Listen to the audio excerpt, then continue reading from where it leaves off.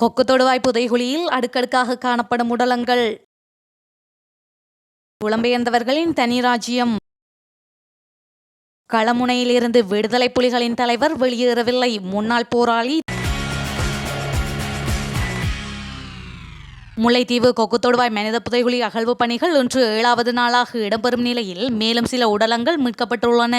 கொக்கு தொடுவாய் மனித புதைகுழியின் அகழ்வாய்வு நடவடிக்கைகள் கடந்த புதன்கிழமை உத்தியோகபூர்வமாக ஆரம்பிக்கப்பட்டு தொடர்ந்து அகழ்வு பணிகள் மேற்கொள்ளப்படுகின்றன.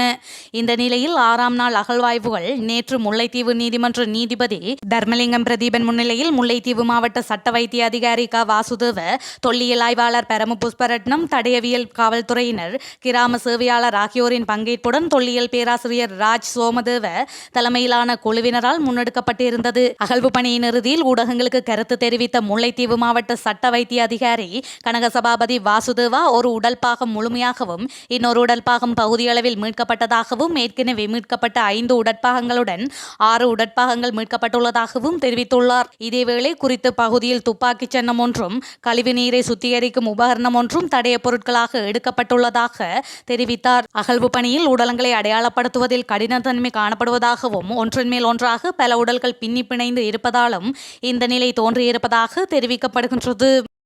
யூதர்களுடைய கொள்கையை தற்போது புலம்பெயர்ந்தவர்கள் பின்பற்றுவதாக இலங்கைக்கான ஜெர்மனி மற்றும் சுவிட்சர்லாந்திற்கான முன்னாள் தூதுவரான சரத் கோன்கஹேத் குற்றம் சாட்டியுள்ளார். கொழும்பில் இடம்பெற்ற ஊடக சந்திப்பில் உரையாற்றிய போதே அவர் மேற்கண்டவாறு தெரிவித்துள்ளார். இதுகுறித்து அவர் மேலும் தெரிவிக்கையில், யூதர்களுடைய மனப்பான்மையை தற்போது புலம்பெயர்ந்தவர்கள் கொண்டுள்ளார்கள்.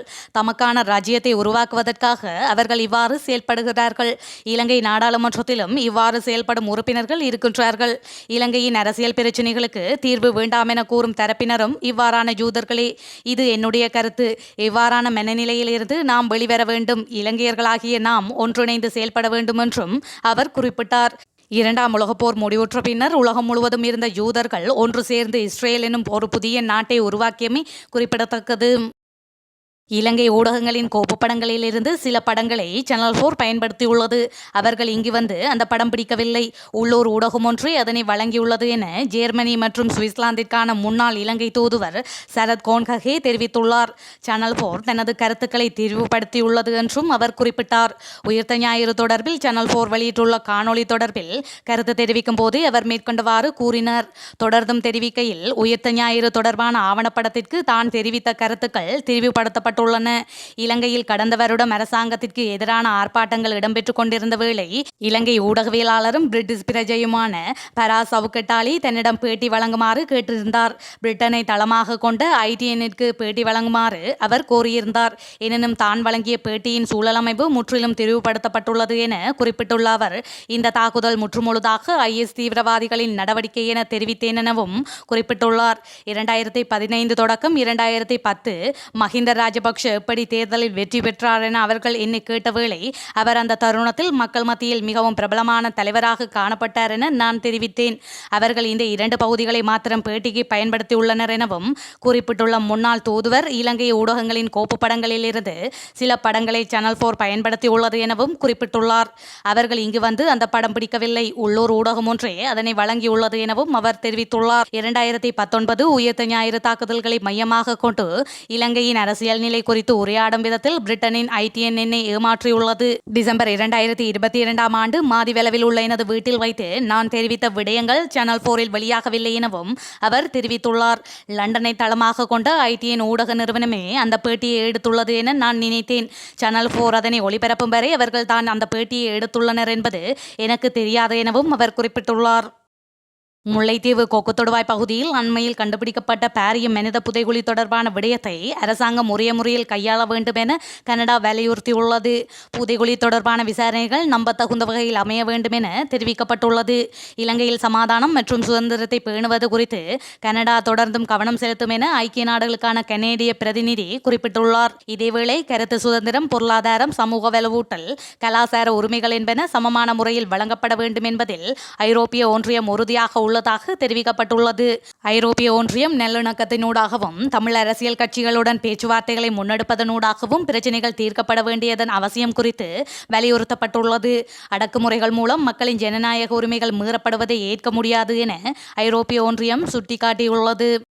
இறுதிக்கட்ட போரில் தமிழீழ விடுதலை புலிகளின் தலைவர் பிரபாகரன் களமுனையிலிருந்து வெளியேறவில்லை என முன்னாள் போராளி செல்வநாயகம் அரவிந்தன் தெரிவித்துள்ளார். இறுதிக்கட்ட போராட்டத்தின் இறுதி நாட்களில் நந்திக்கடல் பகுதியிலிருந்து தமிழீழ விடுதலை புலிகளின் தலைவர் பிரபாகரன் களமுனையிலிருந்து வெளியேறவில்லை எனவும், தலைவரின் இறப்பு தொடர்பில் சிலர் போலியான தகவல்கள் மற்றும் காணொலிகளை வெளியிட்டு வருவதாகவும் குறிப்பிட்டுள்ளார்.